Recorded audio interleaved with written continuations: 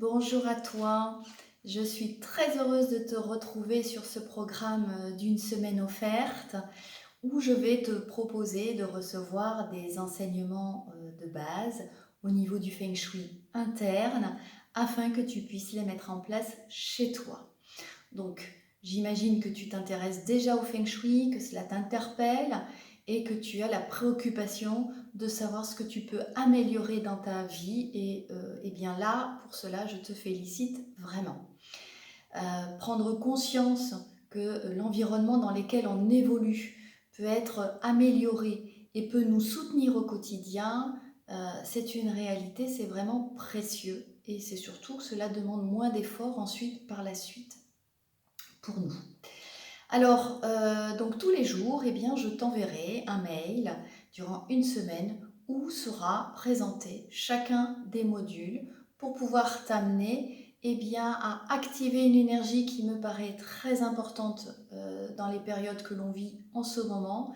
Il s'agit de l'énergie quiétude, tranquillité d'esprit, vraiment un peu de paix intérieure, parce que le monde est assez agité et préoccupé, et donc je pense que cette énergie est d'autant plus utile en ce moment.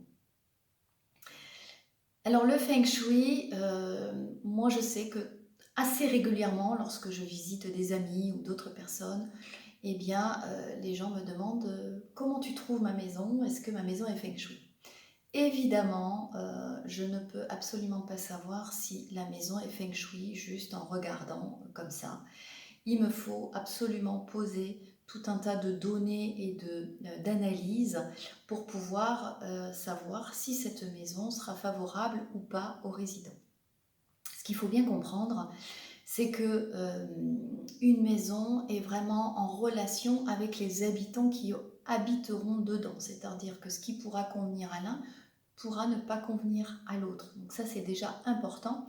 Moi, je vous parle du Feng Shui traditionnel et non pas du Feng Shui occidental dit de décoration. Alors évidemment, il y aura une base, c'est-à-dire que si cette personne vit dans une maison qui est propre, bien rangée, où les énergies circulent bien, déjà par défaut, et ça sera toujours favorable par rapport à une maison qui sera encombrée.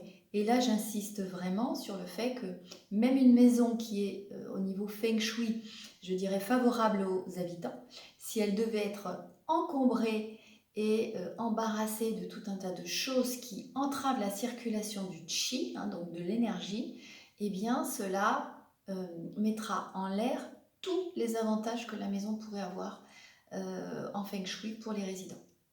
Alors, du coup, parlons un petit peu du programme de la semaine. Eh bien, tous les jours, donc, comme je vous disais, je vais vous transmettre des notions essentielles pour faire une analyse de base du Feng Shui interne. Alors, ce que je vous parlerai déjà aujourd'hui, puisque nous allons commencer dès aujourd'hui par le premier thème, eh bien, ça sera le facteur important et essentiel de la maison, qui est la porte d'entrée. Donc, je vous expliquerai tout un tas de choses qui sont utiles à connaître pour pouvoir ensuite procéder à une analyse. Ensuite, nous parlerons de la date de naissance des résidents parce qu'elle a une importance cruciale puisqu'elle va déterminer une identité énergétique, ce qui nous permettra de vérifier quelle est la résonance de la maison sur chacun des individus. Donc vous comprenez d'ores et déjà qu'avec une date de naissance différente, eh bien évidemment l'impact ne sera pas le même pour chacun. Vous découvrirez également comment on travaille un plan, comment on va délimiter les parties habitables. Je ne vous en dis pas plus aujourd'hui.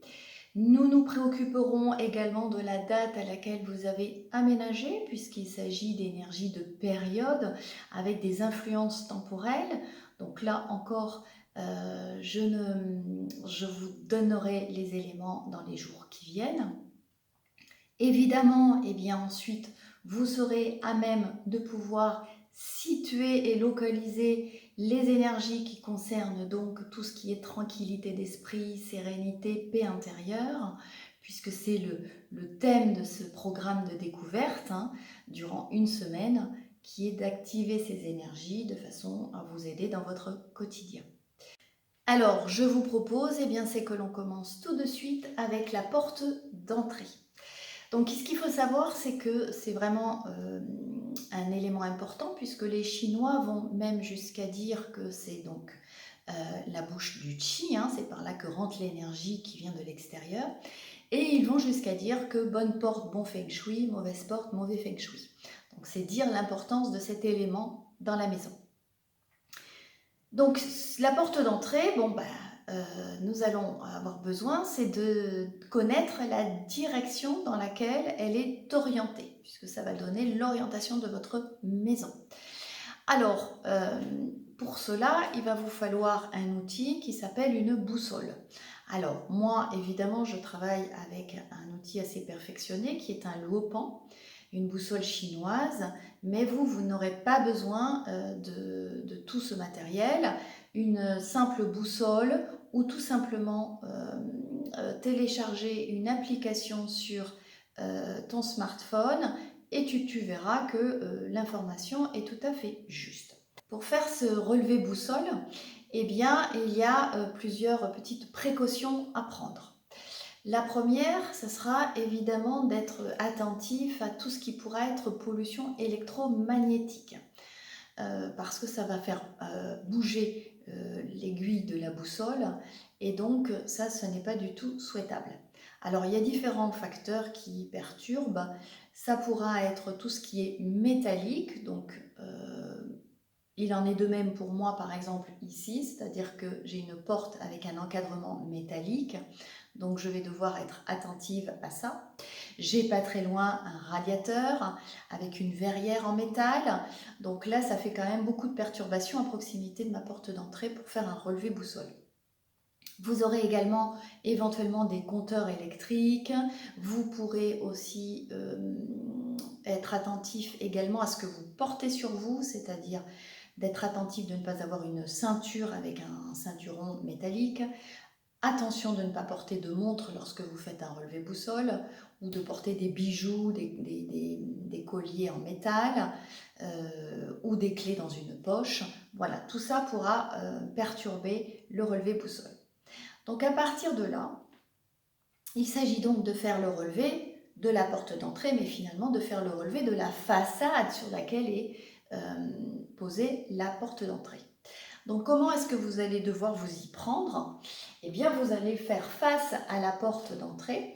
Alors il s'agira de bien se tenir droit, bien camper sur ses pieds pour avoir de la stabilité, parce qu'il sera important de tenir sa boussole bien droite, de façon à ce qu'elle ne penche pas, même si c'est votre smartphone.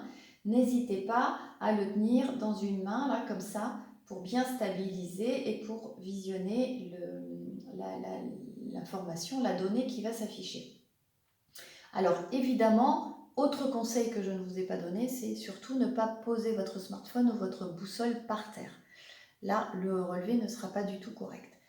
Généralement, on se met à hauteur de taille pour pouvoir prendre un relevé boussole.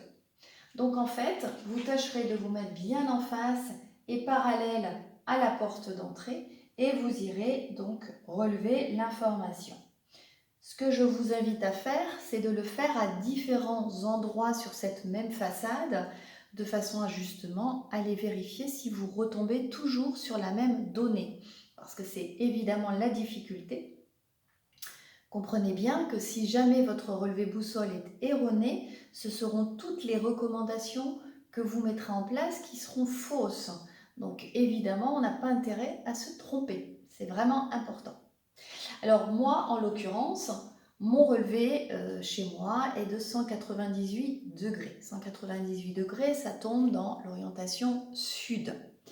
Donc, vous verrez sous la vidéo, je vous mettrai un PDF qui vous définira les degrés correspondant à chacune des orientations cardinales, nord, sud, est, ouest, nord-ouest, etc. Comme ça, cela vous permettra de savoir où vous vous trouvez. Ce que je vous encourage également à faire, c'est la même chose sur les autres façades. Les façades perpendiculaires et les façades opposées. Donc moi qui suis sur cette façade Si je devais prendre le relevé perpendiculaire, eh bien, je rajouterais 90 degrés. Si jamais, et à ce moment-là, je vérifierai si la donnée correspond bien à la valeur initiale plus les 90 degrés. Si jamais tu décides de faire ton relevé boussole avec la façade opposée, eh bien à ce moment-là, tu rajouteras 180 degrés. Et de la même manière, tu vérifieras que la valeur que tu trouves, eh bien, elle est identique à celle que tu avais sur la façade initiale où se positionne la porte d'entrée. Voilà, donc c'est un sujet très délicat, mais je pense qu'en respectant toutes ces informations, vous devriez arriver à faire un relevé qui soit correct et qui vous permette d'avancer plus loin. C'est vraiment, hein, vous l'avez compris, une donnée essentielle. Si elle n'est pas juste, eh bien cela modifiera toutes les recommandations que vous mettrez en place par la suite. Alors, nous sommes arrivés au terme de ce relevé boussole et donc pour demain, je vous propose de me retrouver et nous allons parler de la date de naissance qui nous sert à calculer le Mingwa. Je ne vous en dirai pas plus et je vous dis à demain.